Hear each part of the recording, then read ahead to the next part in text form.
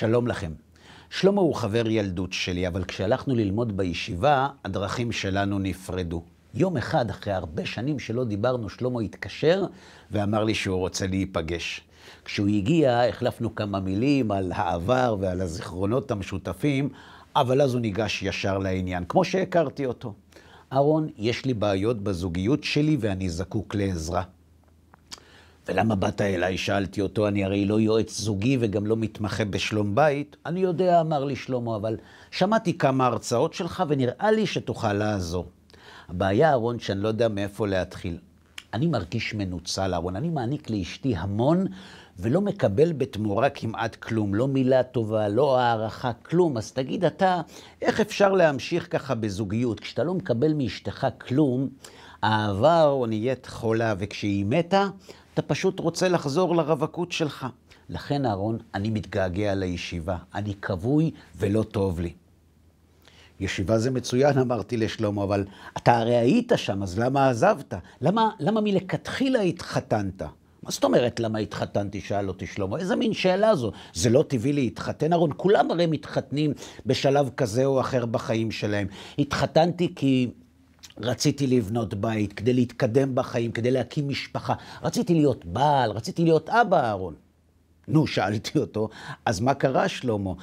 אז למה עכשיו כל הסיבות האלה כבר לא מספיקות? אם כדי להקים את הבית הסיבות האלה מספיק טובות, אז למה כדי לשמור עליו הן כבר לא טובות? וחוץ מזה, שלמה, ממתי מתחתנים בשביל להיות אבא או בשביל להקים משפחה? להיות אבא או בעל או להקים משפחה, שלמה, אלו לא סיבות לנישואין, אלה תופעות הלוואי של הזוגיות.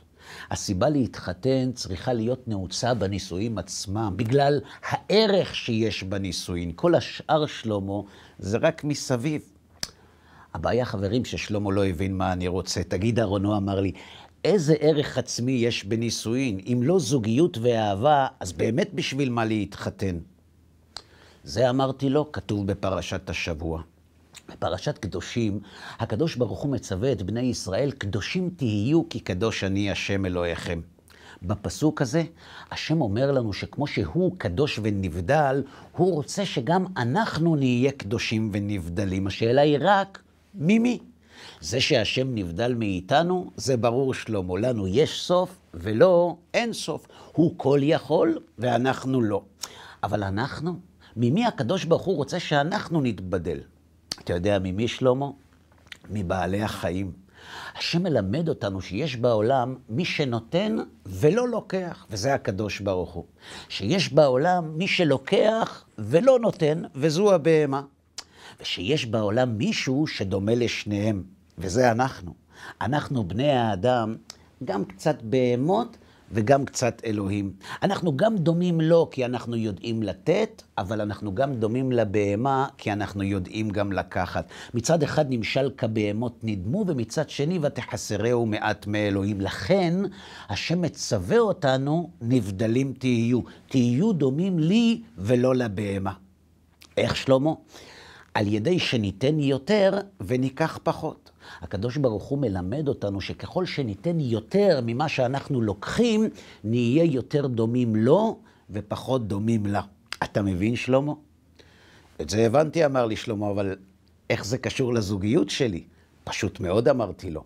לתת יותר ממה שלוקחים, תסכים איתי שזה נגד הטבע. לכן, כדי שיהיה לנו יותר קל להיות קדושים ודומים לקדוש ברוך הוא המציא שיטה שבה קל יותר להתחיל לתת. קוראים לזה להתחתן.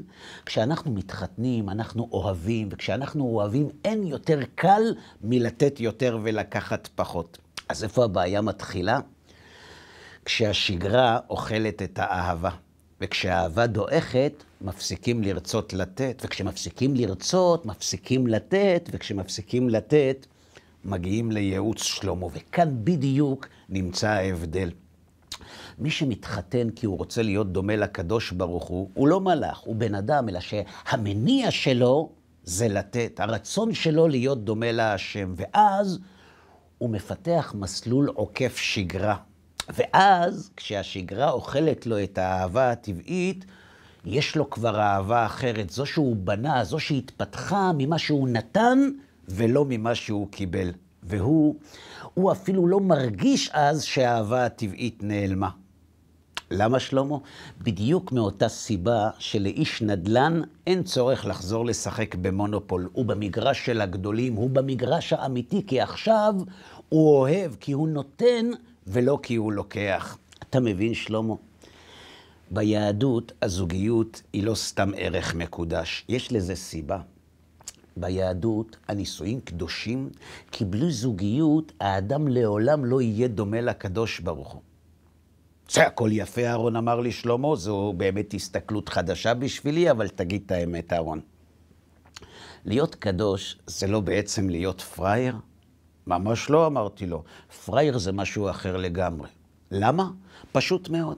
כשדופקים אצלך בדלת ומנסים למכור לך ספר שעולה 10 שקלים ב100 שקלים ואתה קונה, אתה פרייר? לא בטוח. זה תלוי שלמה.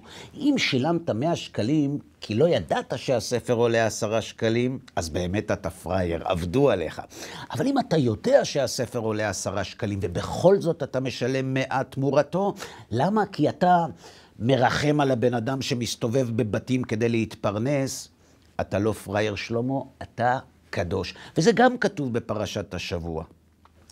אם בתחילת הפרשה כתוב קדושים תהיו, בסוף הפרשה זה כתוב בצורה אחרת. שם כתוב והתקדישתם והייתם קדושים. אתה יודע מה ההבדל בין קדושים תהיו לבין והתקדישתם? פשוט שלמה. פרייר, אחרים עושים אותך. קדוש, אתה עושה את עצמך. לכן כתוב והתקדישתם.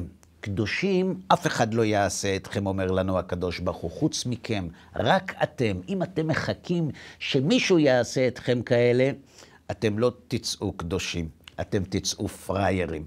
להתקדש אפשר שלמה, כשאני מקדש את עצמי. להתפרייר אי אפשר. אתה יודע למה? כי פרייר רק אחרים עושים אותך. אתה מבין? ועוד דבר קטן חברים. לקחת, כמו שאמרנו קודם, זו לא עבירה. לקחת זה בסדר גמור, אבל בתנאי אחד, שתמיד נראה שבצד של הלתת יש יותר מאשר בצד של הלקחת. כי כל עוד זה המצב, גם אם לקחנו, אנחנו עדיין דומים לקדוש ברוך הוא. שבת שלום.